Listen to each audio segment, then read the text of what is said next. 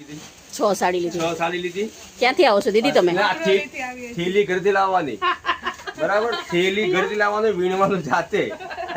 સગવડ બહુ નહીં માગવાનું, સસ્તું ન થાય. કારણ કે આપણે કાજુ કતરી વેચીએ, જો આપણી ફેન્સી આઈટમ ભાવ ટુ ભાવ લેવી હોય ને એટલે થેલી ઘરે લાવવાની. દીદી કેવી લાગી સાડી? બહુ સારી છે. અવાય લેવા? હા, ચોક્કસ અવાય. સારું કલેક્શન છે. સારું કલેક્શન છે ને. અને બદલાવાના કેટલા મહિના કીધા તમને બધાને? 3 મહિના. બરાબર, ગમે ત્યારે બદલી શકો.